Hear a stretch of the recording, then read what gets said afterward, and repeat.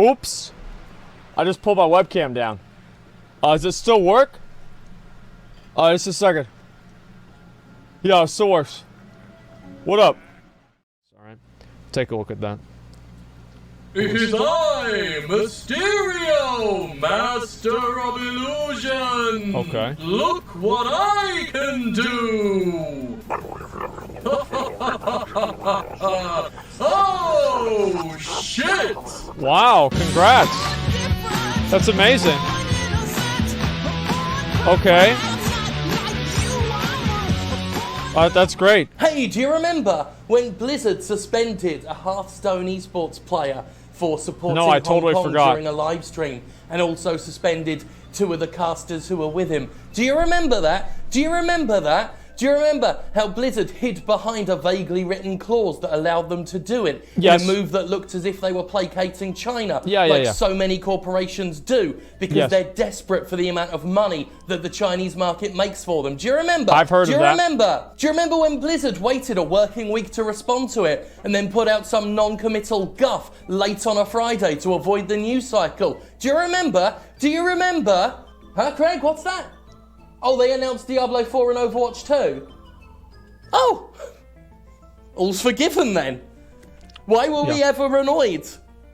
Huh. Wait, what is this here? Let's talk about bots. Bots Activision patented the technique of matchmaking you with people who have paid cosmetics to encourage you to buy them.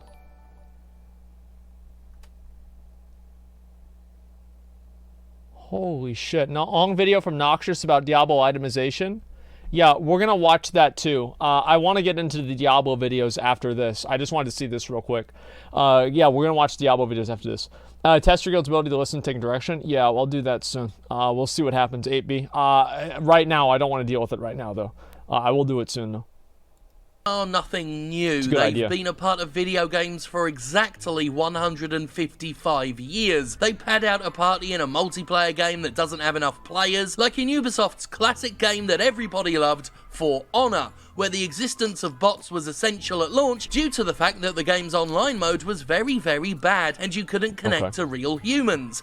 The issue of bot-filled online modes might be fixed now, and this criticism could very well be outdated, but I'm buggered if I'm going to go back and play it to check. Bots can be sufficient allies for those who lack game-playing friends, or those who simply don't want to talk to real people, which I can understand. As discovered in Left 4 Dead, where teamwork is essential and AI-controlled partners do useful things, like refuse to pick you up after you've been downed when you really fucking need their help. In the Gears of War series... How does he know that's an AI? That sounds exactly like a normal player.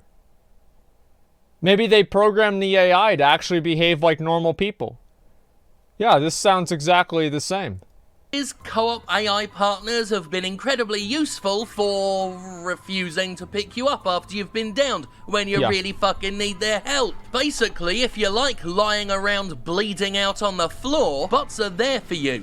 Like they've been there before. Bots are, generally speaking, not as good as human players. You can make a bot with as much accuracy and rapid-fire thinking as possible, but artificial intelligence is still rather simplistic in the video game space. They don't think creatively, they don't improvise, they lack important survival traits like fear that might otherwise prevent them from rushing headfirst into an uneven fight. One day, we'll all be dead and only the robots and the cockroaches will be left to fight for Earth's scorched remains, but right now AI just isn't good enough to tackle the Rochoidian uprising.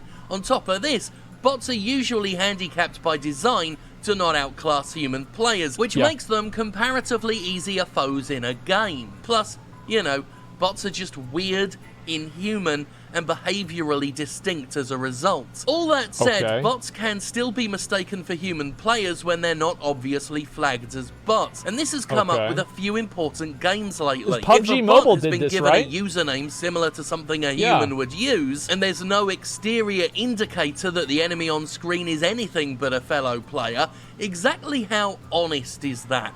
Does it seems a little bit weird. Whether it's honest or not? And how does the presence of anonymous bots impact the game? Fortnite recently kicked off its massive Chapter 2 update, boasting all manner of new features. New ways to progress as a player, a new map, new items, all of the new newness. The moment you as a player get into Chapter 2, you're plunged into the game from a cutscene rather seamlessly, dropped into the fresh map to get a first taste. And when I did this, I immediately noticed something was off.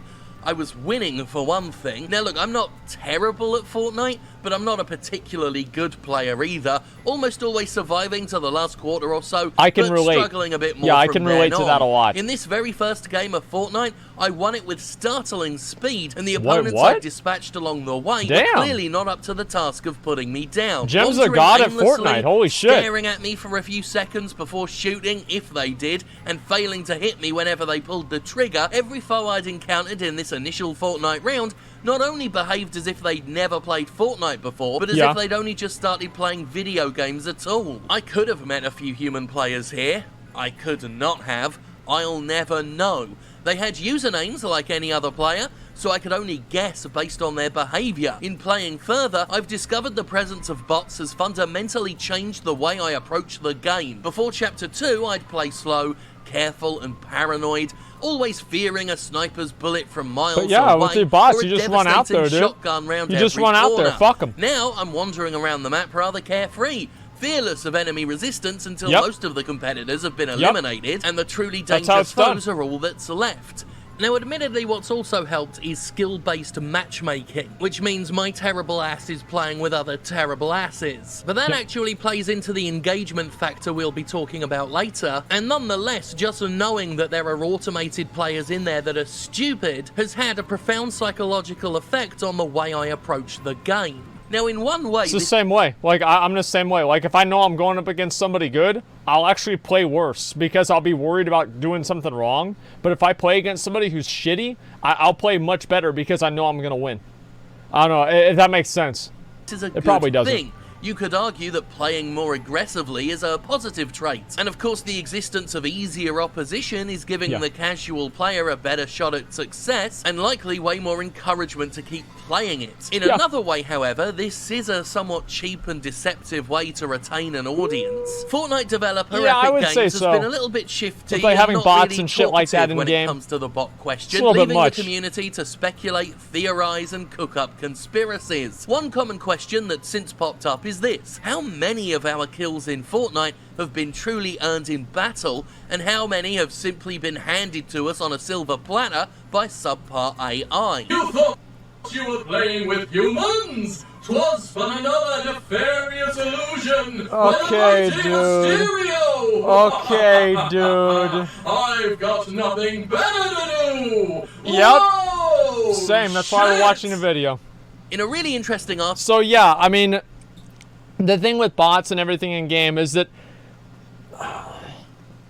I don't think multiplayer should ever have bots. The only time that I think multiplayer should have a bot in it, like online multiplayer, is like, let's say you're playing a team game with like 3 people, like Apex, for example, and you have somebody quit out of your game. And if it's a game where people can rejoin into, I think that if they have a bot taking the... Actually, no, that wouldn't even work. I don't know. Probably just don't have bots in multiplayer games. Yeah, never mind. No, because then you can kill the bot and get credit for that. So yeah, just in general, I feel like bots are not very useful. Like CSGO, maybe like CSGO, I don't know. CSGO is the only excuse. Overall, like, there's no reason to have fucking bots in online multiplayer games. It doesn't make any sense except for trying to populate things. So it's like basically like view botting, but it's bot botting. That's what they're doing.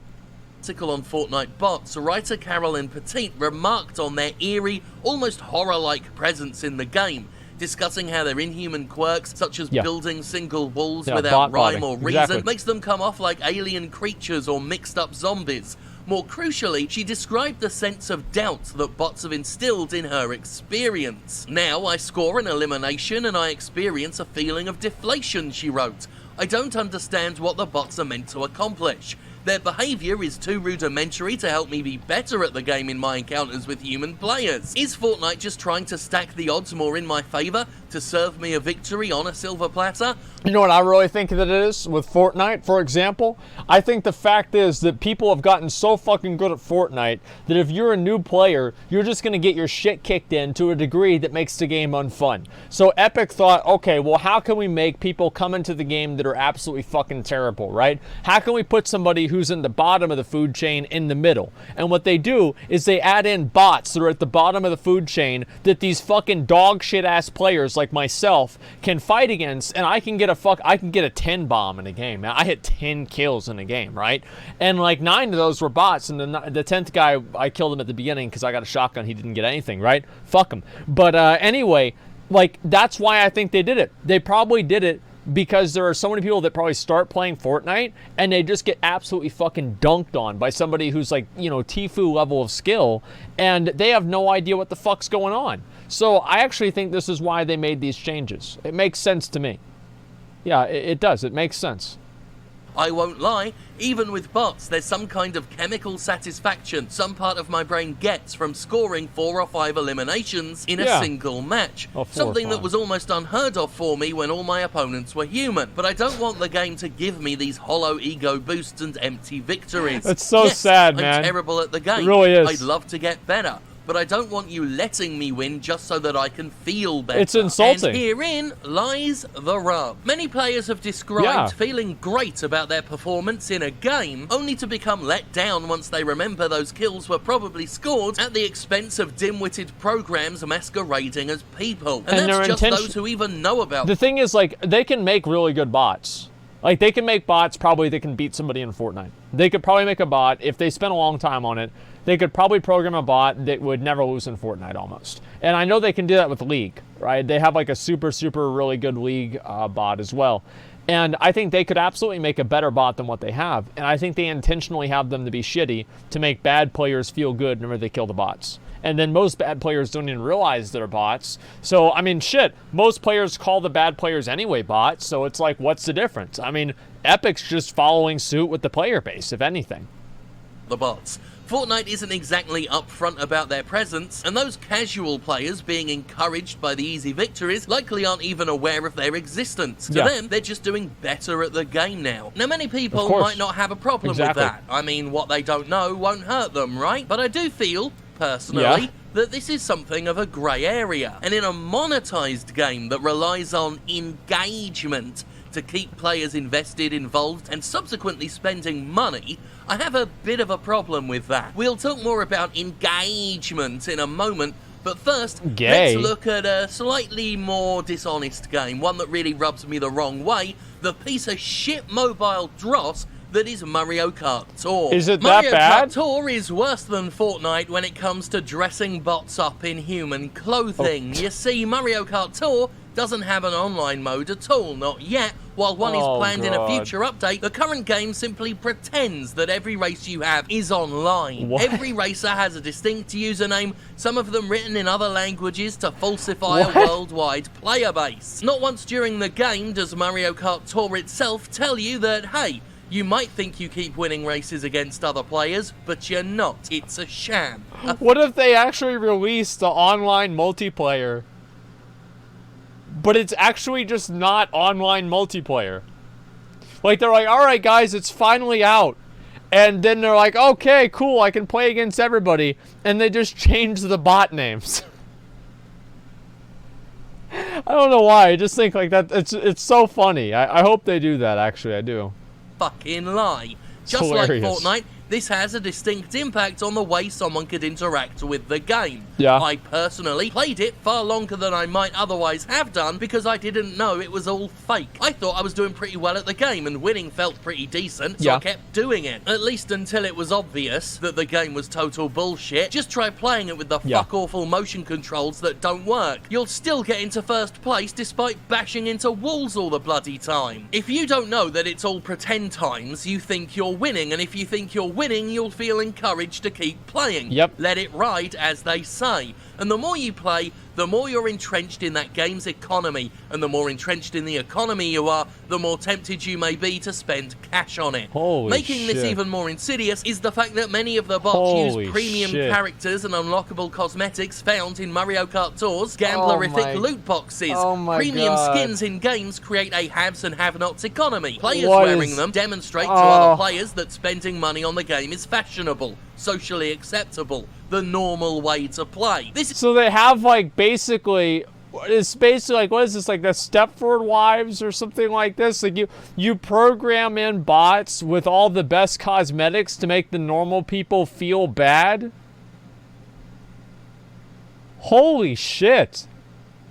I mean, that's really, the shamelessness of that is like, I really, there are sometimes whenever I see something like that, and I'm not even mad about it because I'm so impressed that someone would be shameless enough to do that in the first place. It's really impressive to me. It's great. Something game developers deliberately do. Create a system where premium skins are status indicators and the default skins are to be looked down upon and mocked. Not Kids only getting does bullied Mario at Kart Tour Fortnite, falsify a sense of Fortnite success skins. and player investment, it also lies about the popularity of its own microtransactions in doing so. Any game using secret bots that wear or use premium items is actively bullshitting about the desirability of its own merchandise, and that fucking sucks. I never even thought of it like It's the modern equivalent to that stereotypical old-timey scam of the snake oil merchant having a plant in the gathered crowd, pretending to be an average customer and testifying to the product's success. And ultimately, so I don't know if you guys know like what that is, right? I'm not sure if people like know that analogy. People like back in like the fucking old Western days, there'd be some guy that comes into town and, you know, he's got some magic beans that you're supposed to eat, and it'll cure you of, it'll make you be able to walk if you're crippled. So, you know, there's like some random guy and he's like, you know, giving out his pitch, and then some guy is like, does anybody want to try it who's crippled? And some guy comes forward who's in a wheelchair, and the guy who comes forward is actually in leagues with the guy that's selling the fucking beans. He eats the beans, he stands up, and then more people buy the beans. It's pretty simple. So yeah, this is basically the exact same fucking thing.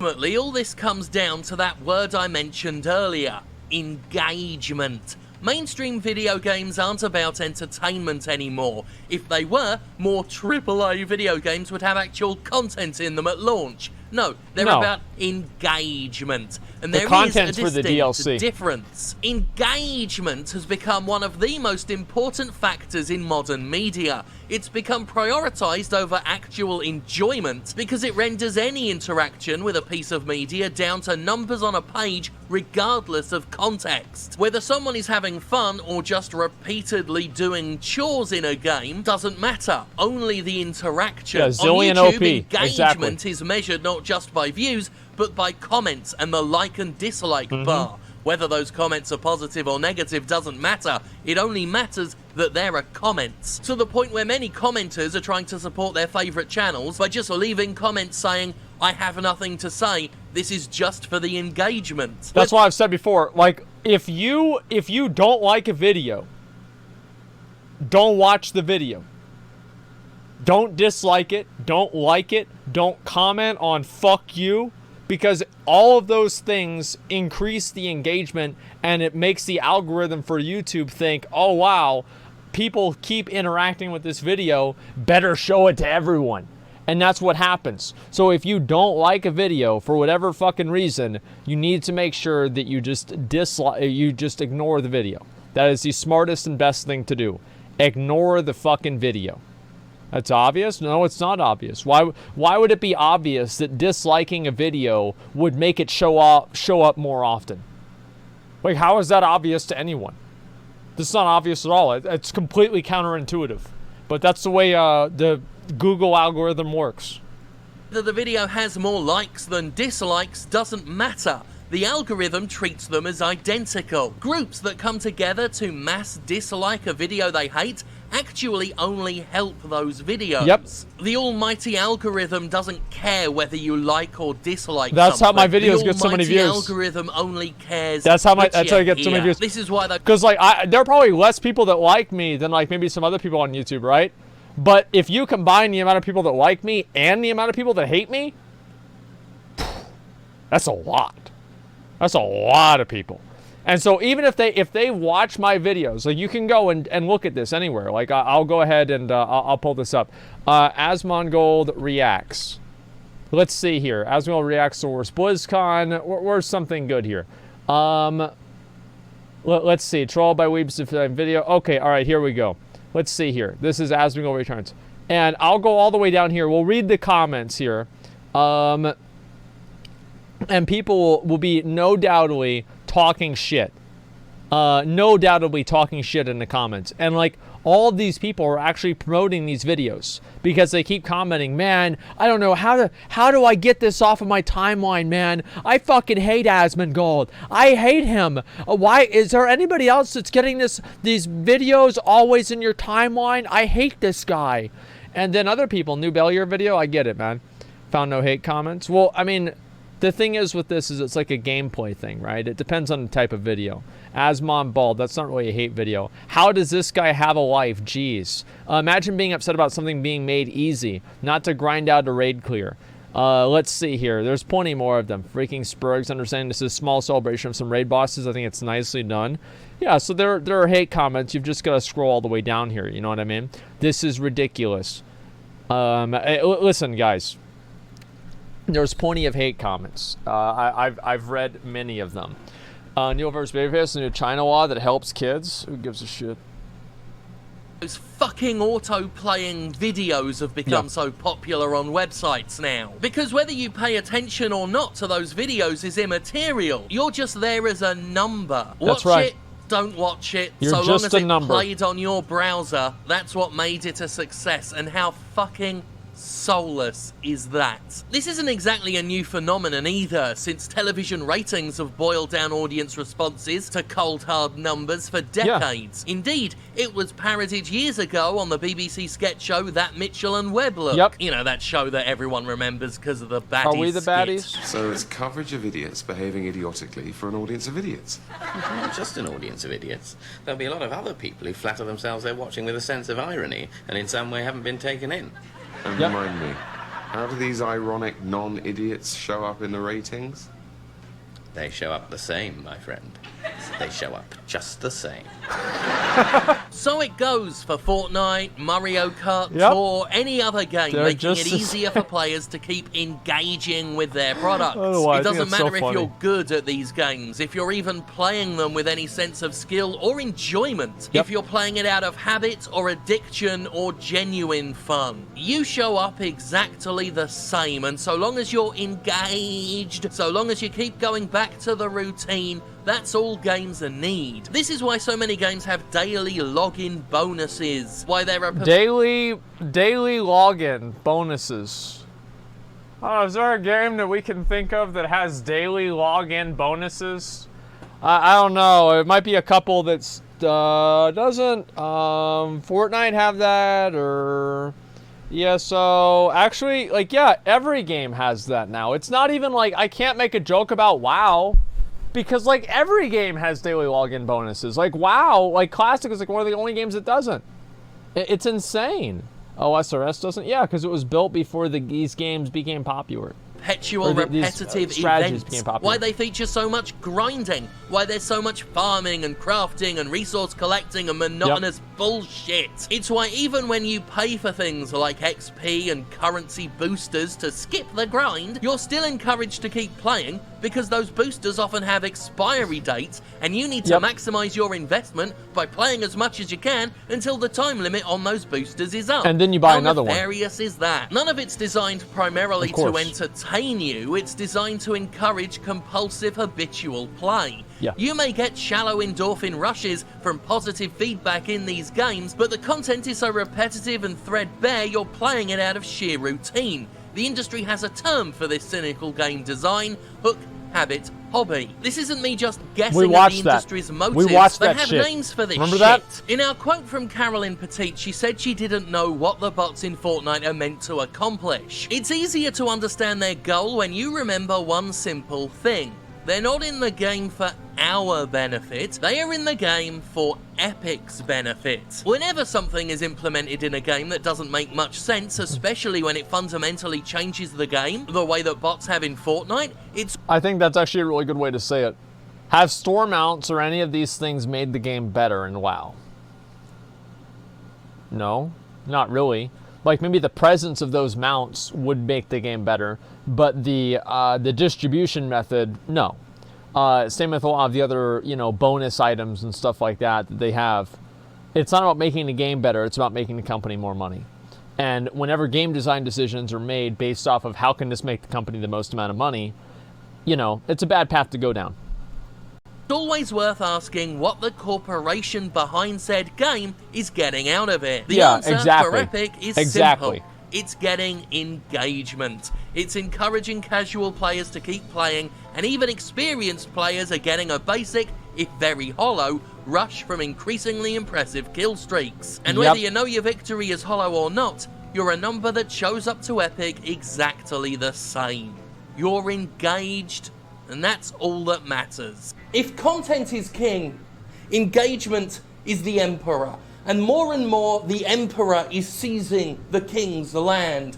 Because engagement, as we've said, is all that matters. I mean, you go on Netflix and see how many times it skips the credits at the end, even if there's really good music that really fits the episode. And you've got to scrabble to stop it. And they've reduced the time it takes that you've got to scrabble and stop it. I didn't know how that works And they're at even all. talking about playing content now at 1.5 speed. Because what the they fuck? want you to Why? just get through this stuff. Just consume and consume and consume. Don't think about what you're consuming. Don't enjoy what you're consuming. Does that actually happen? Don't take I don't time even to know savor that. it. Just indulge. Just take it all in. Because there's always more content to get to. What the fuck? It's so disposable now. I mean, look how... Wait, so the Zoomers are zooming at 1.5 speed now to watch shows?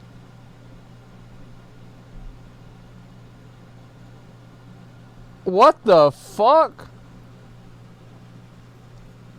Dude, this is crazy. What the hell is going on, man? What are the kids into nowadays? It's scary. Their engagement, yeah, they're literally Zoomers now. How important Game of Thrones was for 10 years. And then the final season happened earlier this year, and now everyone's just stopped. Just stopped.